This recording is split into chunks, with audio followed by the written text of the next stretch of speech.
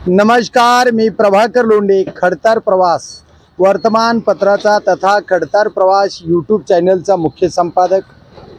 आज आपण धाराशिव शहरामध्ये नारळ विक्रेते आहेत आणि नारळ विक्रेते जे आहेत ती लॉयर आहेत हे तुम्हाला माहीत असण्यासाठी मी ही मुलाखत घेणार आहे।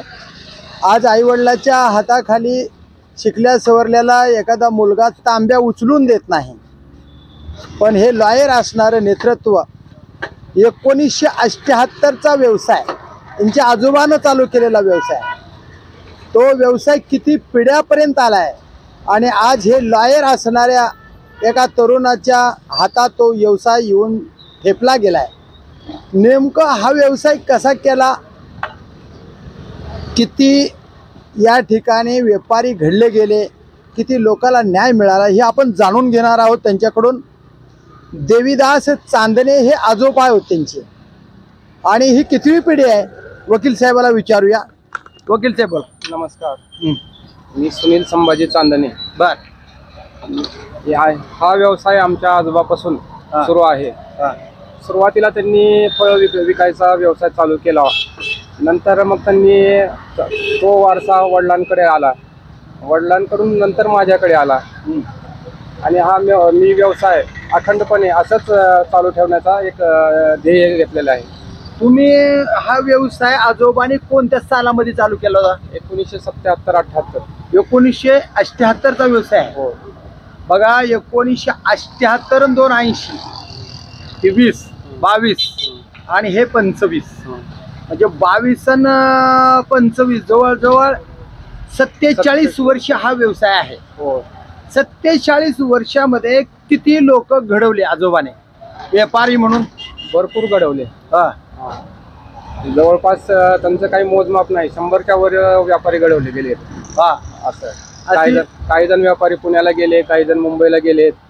खूप घडले गेलेत। काही घडलेली पोरं येऊन भेटतात का? आजोबाचं नाव काढून घरी येतात का? हो, भेटतात, खूप भेटतात। बर, वडिलांनी किती वर्ष केलं काम?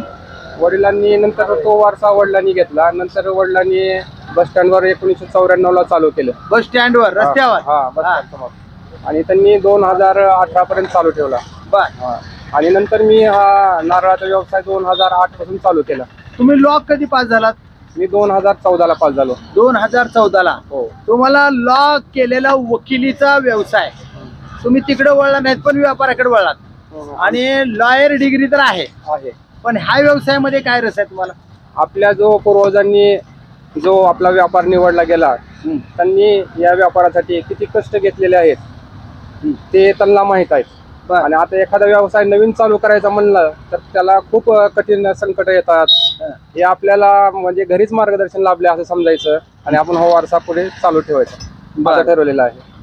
तुम्ही आता तरुणाला काय संदेश देणार आणि तुम्हाला काय कमाई होते याची?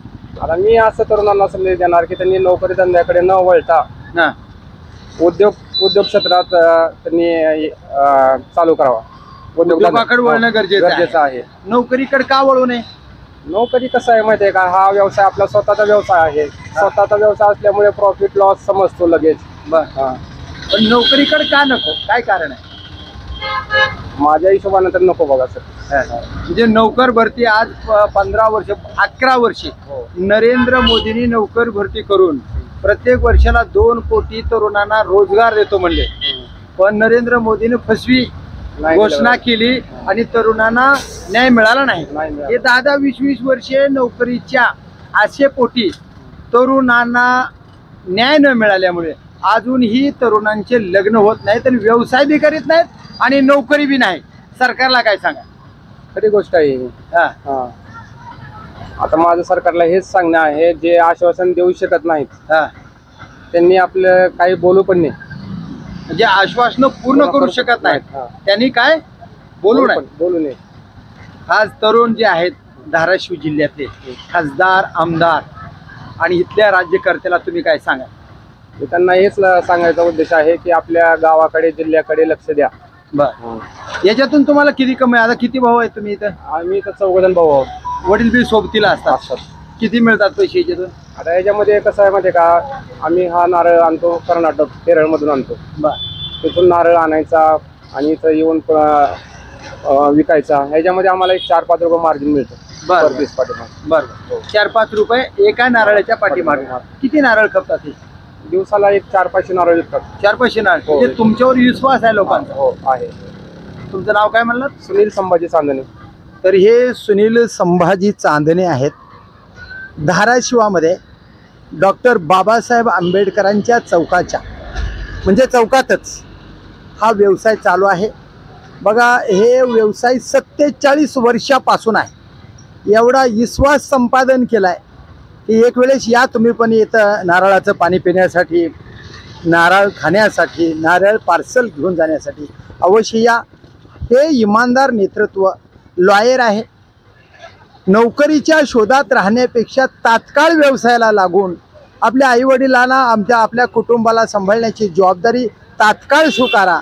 आणि तरुणांनो, कुठलाही व्यवसाय असो, व्यवसायाकडे वळा आणि घरातले सर्व माणसं सुखा समाधानाने जगवा, असाच संदेश वकील साहेबांनी दिला. हे चांदणे आहेत. अजून एकदा नाव सांगा. सुनील संभाजी चांदणे. हे सुनील संभाजी चांदणे यांचा संदेश आहे, तरुणांनी व्यवसायाकडे वळावं. तर बघूया तरुण पिढी काय करते नेमकं. व्यवसाय ही सर्वश्रेष्ठ व्यवसाय आहे. धीरूभाई अंबानीकडे बघा, 80 रुपये महिन्याला त्यांना पेमेंट होतं. आता 80 अब्ज रुपयापेक्षा जास्त प्रॉफिट आहे. एवढा मोठा धीरूभाई अंबानी झाला. ही व्यवसायाकडून झाला. तसंच व्यवसायातून तुम्ही घडा आणि आपल्या समाजाला घडवा, एवढाच संदेश आज आपल्या पुढे आहे. तर बघूया येणाऱ्या काळामध्ये नेमकं तरुण पिढी कशा पद्धतीने व्यवसाय करते ते येणाऱ्या काळातच. मी प्रभाकर लोंढे, खडतार प्रवास यूट्यूब चॅनल, या चॅनलचा मुख्य संपादक. या चॅनलला सबस्क्राईब करा, शेअर करा, लाईक करा आणि वेगवेगळे व्हिडिओ पाहण्यासाठी खडतार प्रवास यूट्यूब चॅनल सबस्क्राईब करा. धन्यवाद. धाराशिवकर. जय हिंद, जय महाराष्ट्र.